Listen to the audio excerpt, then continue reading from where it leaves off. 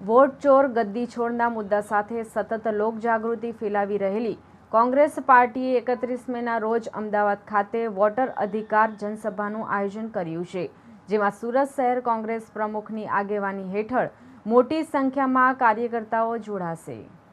આ અંગે આયોજિત પત્રકાર પરિષદને સંબોધતા સુરત શહેર કોંગ્રેસ પ્રમુખ વિપુલ ઉધનાવાલાએ જણાવ્યું હતું કે સમગ્ર દેશમાં જનનેતા શ્રી રાહુલ ગાંધીજીના નેતૃત્વમાં વોટ ચોરીના ષડયંત્ર સામે જનતા રસ્તા પર ઉતરી આવી છે।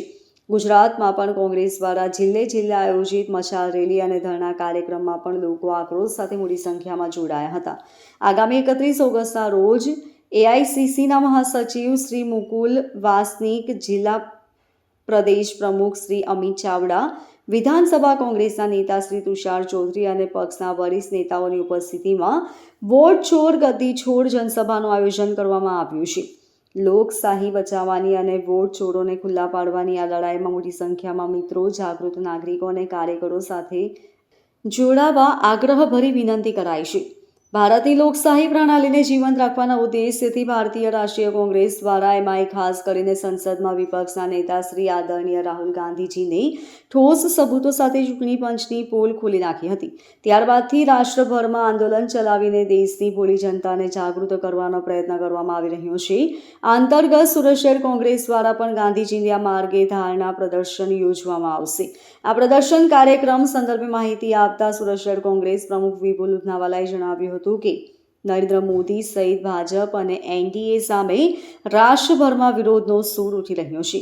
દેશના આબાલ બચ્ચાઓ પણ વોટ ચોર ગદ્દી છોડના નારા સાથે મોદીને રીઝે કરી રહ્યા છે। આવા સંજોગોમાં ગુજરાત પ્રદેશ કોંગ્રેસ દ્વારા અમદાવાદ કલેક્ટર કચેરી ખાતે આયોજિત જનસભામાં સુરતથી મોટી સંખ્યામાં આગેવાનો અને કાર્યકર્તાઓ જોડાશે તેવું જણાવાયું હતું।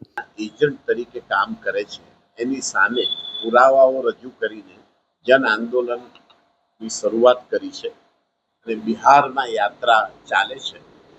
પોલીસ પરેશાન કરે છે પરંતુ યાત્રા ચાલે છે અને અમદાવાદમાં પરમ દિવસે બપોરે 3 કલાકે કલેક્ટર કચેરી સમક્ષ આખા ગુજરાતમાં જિલ્લે જિલ્લે આ આંદોલન ફેલાય એના પ્રયાસ રૂપે એક સૌથી પહેલું મહાસંમેલન અને ધરણાનો કાર્યક્રમ છે, જેમાં સમગ્ર ગુજરાતમાંથી 25,000 કાર્યકર્તાઓ ઉપસ્થિત રહેશે અને આ સમગ્ર કોંગ્રેસના ગુજરાતના તમામ કાર્યકર્તાઓ રાહુલ ગાંધીજીના આદેશ અનુસાર ઇલેક્શન કમિશનની સામે મતોની ચોરી કરનારા સરકારમાં બેઠા છે એ પહેલા સરકારમાંથી પોતાની ગાદી છોડે, રાજીનામું આપે અને ઇલેક્શન કમિશનર સ્વતંત્ર રીતે સુપ્રીમ કોર્ટના દેખરેખ હેઠળ કામગીરી બજાવે, સરકારના દેખરેખ હેઠળ નહીં।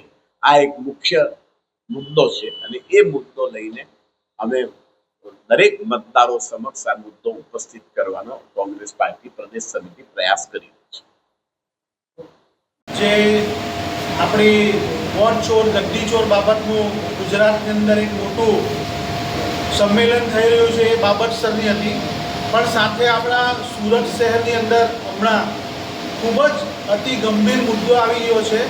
એ ગુજરાત ગેસ કંપની જે આખા શહેરમાં લાખોની સંખ્યામાં ગ્રાહકો ધરાવે છે, એનું પાઇપલાઇન દ્વારા ખૂબ મોટું નેટવર્ક છે।